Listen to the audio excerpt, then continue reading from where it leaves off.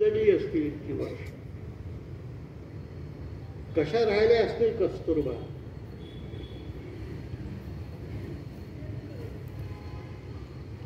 एवढ्यानी वर्ष तुरुंगात काढली आणि आयुष्याची. त्यांचा त्याग, बाबासाहेबांसारख्यांची बुद्धिमत्ता आणि यांना मिळालेला जनतेचा प्रतिसाद, यातून ही संविधान तयार झालंय. ही या सगळ्याची निर्मिती आहे. मी गांधीजींवर माझं पुस्तक आलंय, त्याच्या 17-18 आवृत्त्याही निघाले. त्याचं आता इंग्रजीतही भाषांतर झालं. त्या पुस्तकात मी असं लिहिलंय की जगाच्या इतिहासात, जगाच्या कोणत्याही ईश्वराच्या, धर्मसंस्थापकाच्या, राजाच्या मागे त्याच्या हयातीत जेवढे लोक गेले नाहीत तेवढे गांधीच्या मागे गेले. तेवढे गांधीच्या मागे. तो राजा नव्हता, तो देव नव्हता, देशभक्त धर्मसंस्थापक नव्हता, तो काही नव्हता. त्याच्या मागे तर राजकारणाचं वलयही नव्हतं त्याच्या कुटुंबाच्या मागे, तरीही त्याच्या मागे लोक गेले. जनतेचा आशीर्वाद, बुद्धिमत्ता, त्याग आणि विश्वास, परस्परांविषयीचा प्रचंड विश्वास, यातूनही घटना तयार झाली.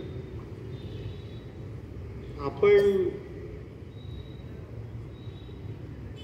त्या घटनेचे उपकार मानले पाहिजे, त्या घटनेचा संस्कार मानला पाहिजे आणि त्या घटनेचं रक्षण केलं पाहिजे. ते रक्षण करायचं म्हणजे आपण आपलं रक्षण केलं पाहिजे, आपल्या अधिकारांचं रक्षण केलं. काय आहे आज? कुठे आहेत आपले अधिकार? स्वातंत्र्याचा अधिकार दिला आहे घटनेला. त्यामध्ये अभिव्यक्ती स्वातंत्र्य आहे, भाषण स्वातंत्र्य आहे, विचार स्वातंत्र्य आहे, लेखन स्वातंत्र्य आहे. मी 30 वर्ष संपादक होतो. माझ्या इतकी सरकारवर कुणीही टीका केली नसेल महाराष्ट्रातल्या संपादकांपैकी.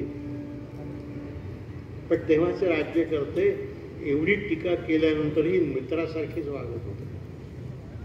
तुरुंगात टाकत ना, तुरुंगात टाकत. शरद पवार 4 वेळा मुख्यमंत्री होते मी संपादक असताना. एकदा ते मला म्हणाले, अरे एकदा तर माझ्याविषयी चांगलं लिहा, एकदा ते चांगलं लिहा. मी त्यांना म्हणालो, अरे एकदा तर संधी द्या म्हटलं तुम्ही तशी लिहिण्याची.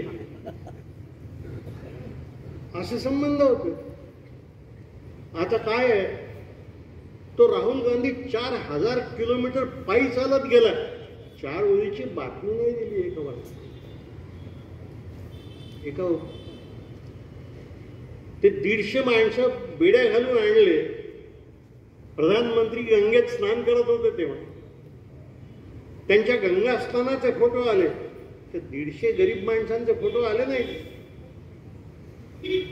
कुठे अभिव्यक्ती स्वातंत्र्य आहे?